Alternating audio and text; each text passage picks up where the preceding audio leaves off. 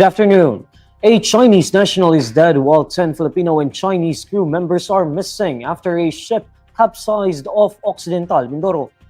In a statement, the Philippine Coast Guard says motor vessel Honghai 16 capsized in the waters off Barangay Malawaan in the town of Rizal in Occidental Mindoro on Tuesday afternoon, April 15. According to the PCG, the sand carrier vessel is operated by Keen Peak Corporation with a total crew of 25 members consisting of Filipinos and Chinese nationals. The PCG reports that a Chinese national was recovered lifeless, while 6 Filipinos and 8 Chinese were rescued as of Wednesday morning, April 16. The PCG says its search and rescue operations for the remaining 7 Filipinos and 3 Chinese are underway. According to the agency, the vessel remains upright but partially submerged per initial visual assessment. The PCG notes the possibility of trapped personnel in the engine room based on this assessment. It also vows to ensure the safety of all individuals involved while preparing for any potential environmental impact. President Bongbong Marcos's approval and trust ratings suffer a major decline in March, while Vice President Sara Duterte's ratings see an improvement, according to Pulse Asia. In its latest Ulat ng Bayan survey, Pulse Asia says Marcos's approval rating fell by 17% from 42% in February to 25% in March. On the other hand, Duterte's approval rating rose from 52% in February to 59% in March. Pulse notes Duterte is the only top official among the 4 highest-ranking officials who experienced an improvement in her approval ratings. Senate President Cheese Escudero's approval figure declined by 8 percentage points from 47% in February to 39% in March. The approval ratings of House Speaker Martin Romualdez dropped from 17% in February to 14% in March.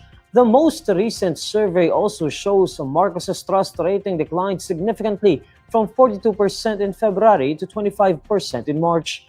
Meanwhile, Duterte's trust rating improved from 53% in February to 61% in March. Pulse Asia's survey was conducted a month after Duterte was impeached by the House of Representatives.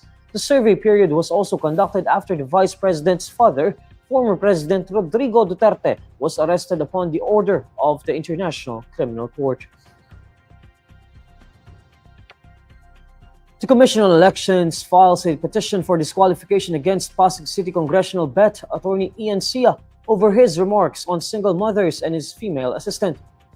The Comelec, through its Task Force SAFE, filed the motu proprio petition on Wednesday, April 16, to disqualify Sia for violating the Resolution number 11116.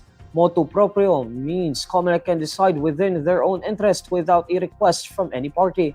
Resolution number 11116 contains the anti-discriminatory and fair campaigning guidelines for the 2025 elections. Task Force SAFE head Sonia Bea Wilazada highlights that upholding safe spaces are important, especially during the election period. We wanted to emphasize the importance of safe spaces, not only in the general public. Sa election, syempre, because we are electing candidates to the public office, no? They should be held to a higher standard. So safe spaces also in campaigns, not just for candidates, but also for those attending the rallies. The anti-discrimination panel earlier ordered Sia to explain his remarks over single mothers. In a campaign event, Sia jokingly offered sexual favors to single mothers who may feel lonely. Sia apologized after receiving backlash for his remarks. In his response to the show cause order, Sia invoked his free speech. A second show cause order was also issued against Sia for his remarks on the physical appearance of his female assistant. And these are the stories you need to know today. I'm Neil Mercado. Follow INQUIRER.net on Facebook, X, YouTube, TikTok, Instagram, and Reddit. For more stories, visit INQUIRER.net. Good afternoon.